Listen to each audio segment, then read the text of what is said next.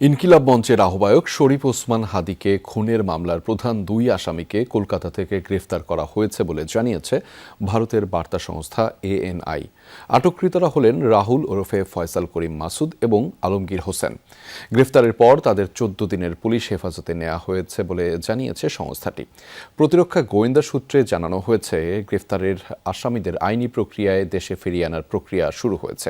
আর CID প্রধান বলছেন, ঘটনা যাচাই করে পরবর্তী আইনি প্রক্রিয়া অনুসরণ করা হবে।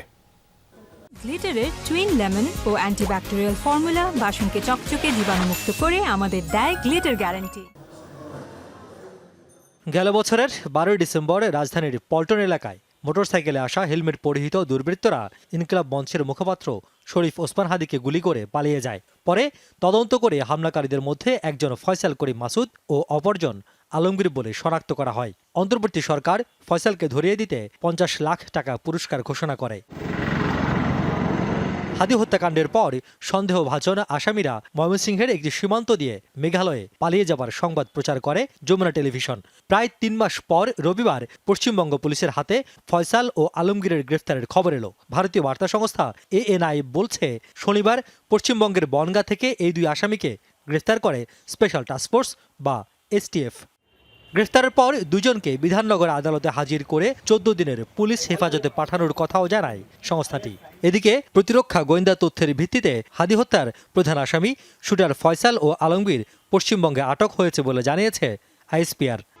হাদী হত্যা মামলার আসামিদের গ্রেফতার প্রসঙ্গে বাংলাদেশি তদন্ত সংস্থা সিআইডি প্রধান যমুনা টেলিভিশনকে জানান, পররাষ্ট্র মন্ত্রণালয়ের মাধ্যমে বিষয়টি নিশ্চিত হবার চেষ্টা চলছে। আমরা শুনেছি, আমরা আমাদের কাউন্টারপার্ট ফরেন মিনিস্ট্রির মাধ্যমে আমরা জিনিসটা ভেরিফাই করছি আর কি।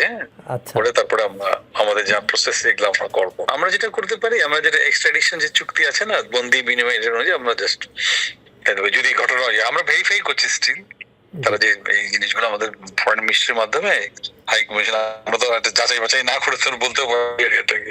শরীফ ওসমান হাদী হত্যার ঘটনায় চলতি বছরের ৬ জানুয়ারি ১৭ আসামির বিরুদ্ধে আদালতে অভিযোগপত্র দিয়েছিল ঢাকা মহানগর গোয়েন্দা পুলিশ।